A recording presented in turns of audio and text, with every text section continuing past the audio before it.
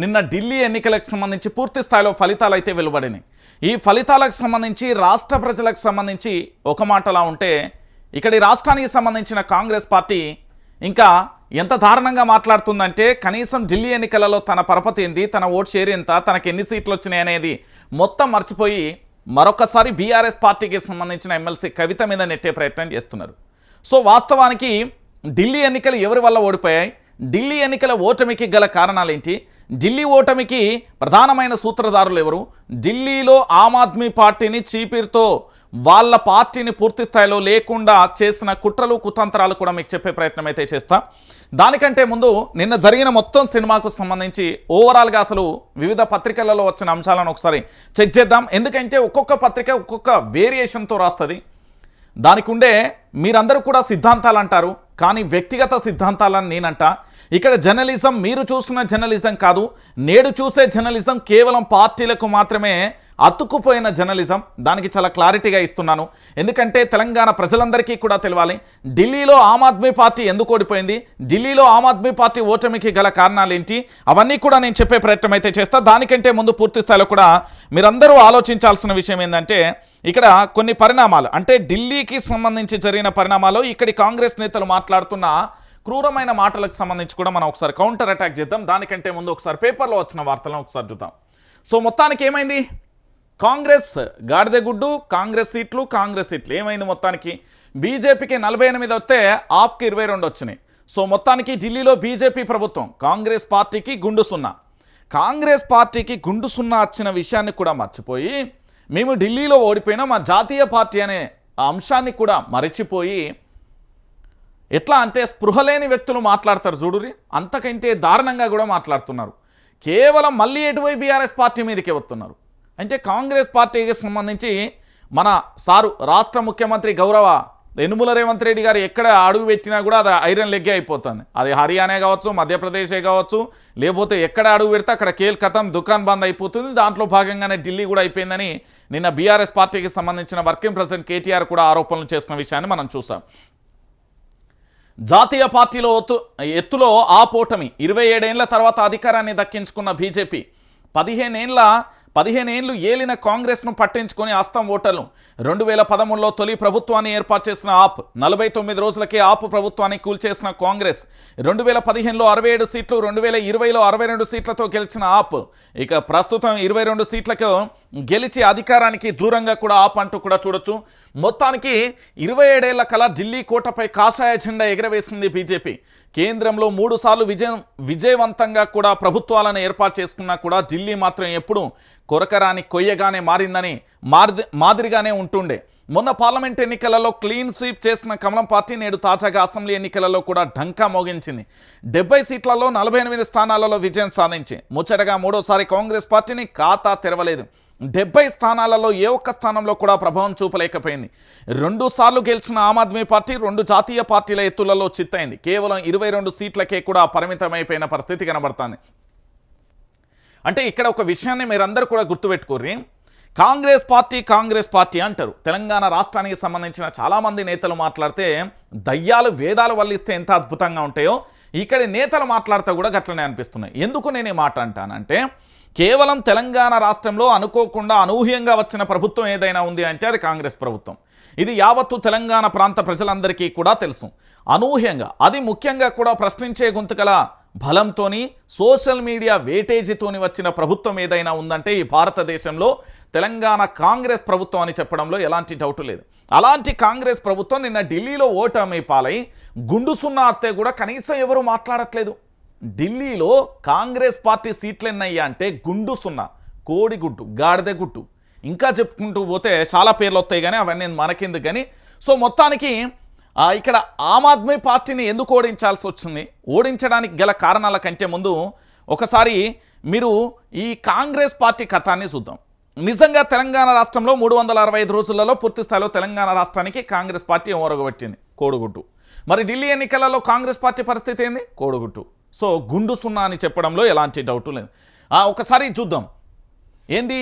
ఢిల్లీ ఎన్నికల ఫలితాలు ముగిశాయి. బీజేపీ గెలిచింది, ఆప్ ఓడింది. కానీ చర్చ అంతా కాంగ్రెస్ మీద నడుస్తుంది. అది కొచ్చిన హైడ్రిక్ చుట్టూ తిరుగుతుంది.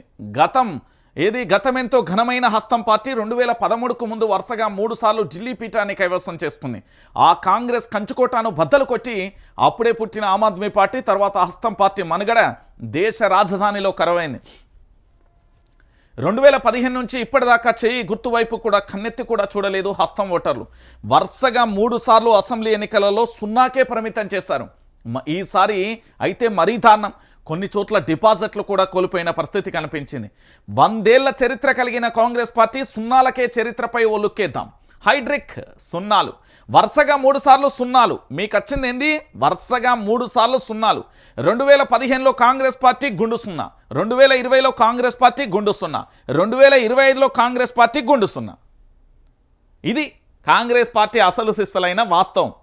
ప్రజలు కాంగ్రెస్ పార్టీని నమ్మట్లేదు అనడానికి సజీవమైన సాక్ష్యం. పార్లమెంట్ ఎన్నికలలో సైతం కూడా గుండు సున్నానే. హైడ్రిక్ విజయాల నుంచి హైడ్రిక్ సున్నాల దాకా 100 ఏళ్ళు కాంగ్రెస్ పార్టీల చరిత్రలో సున్నాల చరిత్ర అయిపోయింది. 100 ఏళ్ళ కాంగ్రెస్ పార్టీ సున్నాల చరిత్రగా మిగిలిపోయిన పరిస్థితి కనబడుతుంది. ఒకసారి మనం చూద్దాం. పలు రాష్ట్రాలు కాంగ్రెస్లలో సున్నాలు ఎట్లా వచ్చినాయి, పలు రాష్ట్రాలు కాంగ్రెస్ పార్టీకి సంబంధించి ఒకసారి చూద్దాం. ఇది తెలంగాణ కాంగ్రెస్ నేతలకి ఇప్పటికైనా కూడా ఏమన్నా దయ్యాలు భూతాలు వదిలితే మళ్ళీ దిమ్మ తిరిగి బొమ్మ కనబడి చక్కగా మీరేంటంటే రియాలిటీకి వచ్చి పరిపాలన చేయరు. మీ పరిపాలన ఏంటి అంటే ఇగో ఇది. మధ్యప్రదేశ్లో కాంగ్రెస్ పరిస్థితి ఏంది? గుండు సున్నా. మరి ఆంధ్రప్రదేశ్లో కాంగ్రెస్ పరిస్థితి ఏంది? గుండు సున్నా. ఢిల్లీలో కాంగ్రెస్ పరిస్థితి ఏంది? గుండు సున్నా. హిమాచల్ ప్రదేశ్లో కాంగ్రెస్ పరిస్థితి ఏంది? గుండు సున్నా. ఇటు అరుణాచల్ ప్రదేశ్లో కాంగ్రెస్ పరిస్థితి ఏంది? గుండు సున్నా. ఇటు ఉత్తరాఖండ్లో కాంగ్రెస్ పరిస్థితి ఏంది? గుండు సున్నా. త్రిపురలో కాంగ్రెస్ పరిస్థితి ఏంది? గుండు సున్నా. జమ్మూ కాశ్మీర్లో కాంగ్రెస్ పరిస్థితి ఏంది? గుండు సున్నా.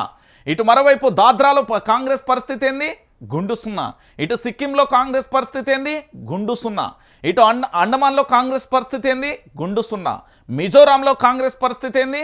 గుండు సున్నా. ఇటు లడాఖ్లో కాంగ్రెస్ పరిస్థితి ఏంది? గుండు సున్నా. ఓవరాల్గా గుండు సున్నాలతో చరిత్ర సృష్టిస్తుంది కాంగ్రెస్ పార్టీ.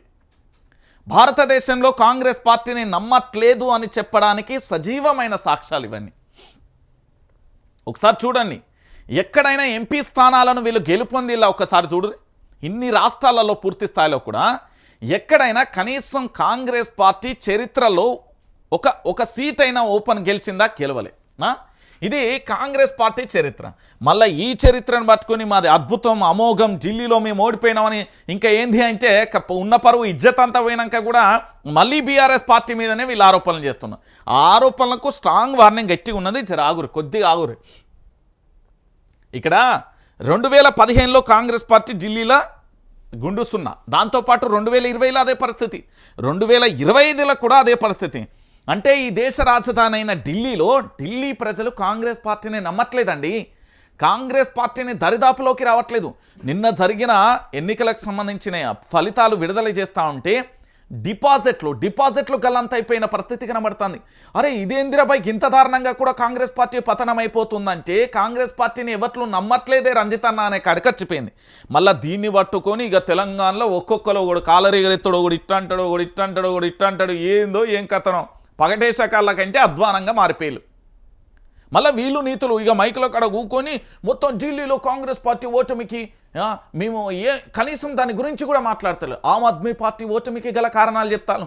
అయ్యా నాయన, మీరు కాంగ్రెస్ పార్టీ కండువా కప్పుకున్న వ్యక్తులా? కాంగ్రెస్ పార్టీ మెంబర్షిప్ ఉన్నదా? లేకపోతే ఆమ్ ఆద్మీ పార్టీకి సంబంధించిన మెంబర్షిప్ ఉందా?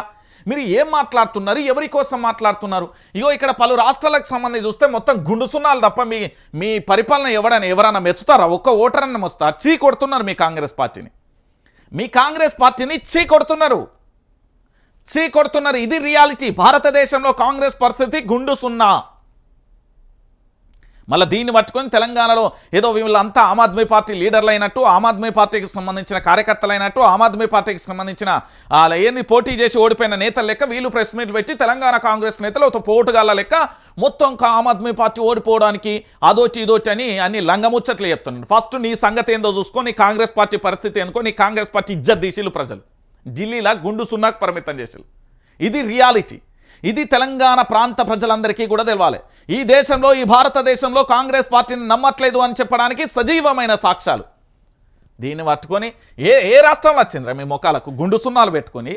చూడురి మీ ముఖాలు ఎక్కడన్నా మొత్తం ప్రెస్ మీట్లు పెట్టి మొత్తం ఆమ్ ఆద్మీ పార్టీ గురించి చెప్తా ఏమని చెప్తున్నారు మీరు అంటే ఢిల్లీలో పూర్తి స్థాయిలో ఆమ్ ఆద్మీ పార్టీ ఓటమికి గల కారణాలట లిక్కర్ స్కామ్ అట. కొంచెం అనసిగ్గా అనిపించలేదు. ఆ మాట్లాడే నరం లేని నాలుకకి ఇష్టానుసారంగా మాట్లాడతాను. అసలు ఢిల్లీలో ఏం జరిగిందో తెలుసా?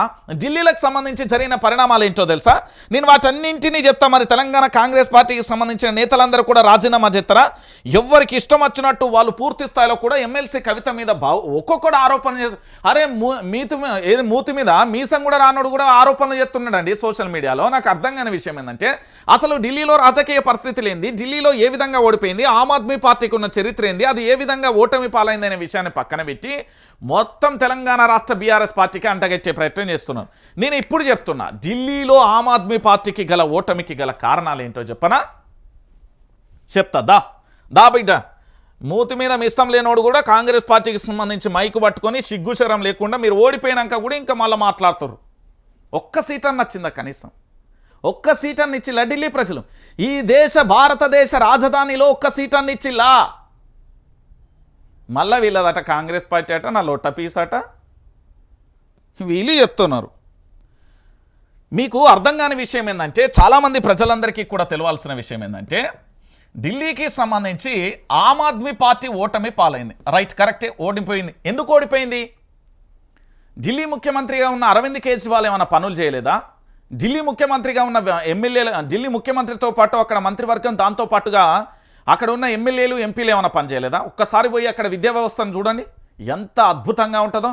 మరి ఎందుకు ఓడిపోయింది అంటే ఇక్కడ ఢిల్లీలో పూర్తి స్థాయిలో కొన్నేళ్ళుగా కూడా, కొన్ని సంవత్సరాలుగా కూడా అధికారంలోకి వచ్చినప్పటి నుంచి కూడా కనీసం సెంట్రల్లో ఉన్న భారతీయ జనతా పార్టీ అంటే బీజేపీకి సంబంధించి దేశ రాజధానిలో మాకు అధికారం లేదని వాళ్ళు ఎన్ని రకాలుగా కుట్రలు చేసిలో తెలుసా ఆమ్ ఆద్మీ పార్టీ మీద? ఆమ్ ఆద్మీ పార్టీకి సంబంధించి ఎలాంటి అభివృద్ధి పనులు చేయకుండా కనీసం నిధుల విషయంలో కానీ అక్కడ అభివృద్ధి పనుల విషయంలో కానీ, ఎందుకంటే పూర్తి స్థాయిలో దేశ రాజధాని కాబట్టి అక్కడ పూర్తిగా కూడా ఆ ముఖ్యమంత్రి పరిపాలనతో పాటు లెఫ్టినెంట్ గవర్నర్కు సంబంధించిన పంచాయతీ కూడా ఉంటుంది. ఈ మధ్యల తతంగంలో భాగంగా ఆమ్ ఆద్మీకి సంబంధించి పూర్తి స్థాయిలో ఎలాంటి పనులు చేయకపోవడంతో పాటు చేయనీయకుండా కూడా అడ్డుపడింది బీజేపీ. ఆమ్ ఆద్మీ పార్టీని కనీసం కూడా పని చేయనీయకుండా చేసిన పార్టీ ఏదైనా ఉంటుందంటే బీజేపీ.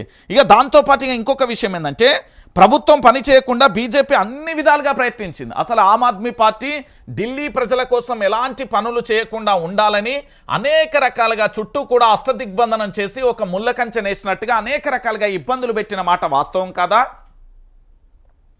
తెలంగాణ కాంగ్రెస్ నేతలలో చెవులల్లో ఏమన్నా దాన్ని ఏమంటారు, పూర్తి స్థాయిలో కూడా మీ చెవులల్లో ఏమన్నా పడితే మొత్తం కూడా అన్నింటినీ కూడా మొత్తం అన్ని దుమ్ము దులపండి. ఎందుకంటే ఇది మీకు తెలవాలి కాబట్టి మీకు చెప్తున్నా. తెలంగాణ ప్రాంత బిడ్డలందరికీ కూడా నేను చెప్తున్నా. ఎందుకంటే ఈరోజు పూర్తి స్థాయిలో కూడా యావత్తు తెలంగాణ సమాజం కూడా ఆలోచించాల్సిన విషయం ఏంది అంటే ఇక్కడ పూర్తిగా కూడా యావత్తు అంటే ఢిల్లీలో ఆమ్ ఆద్మీ పార్టీ ఓడిపోయిందని మీరు అంటున్నారు. ఢిల్లీలో ఆమ్ ఆద్మీ పార్టీ ఓటమికి గల కారణాలు నేను చెప్తున్నా. ఏంది అంటే తెలంగాణ కాంగ్రెస్ నేతలకి ఇకనైనా కనీసం స్పృహలోకి వచ్చి వాళ్ళు మాట్లాడాలి.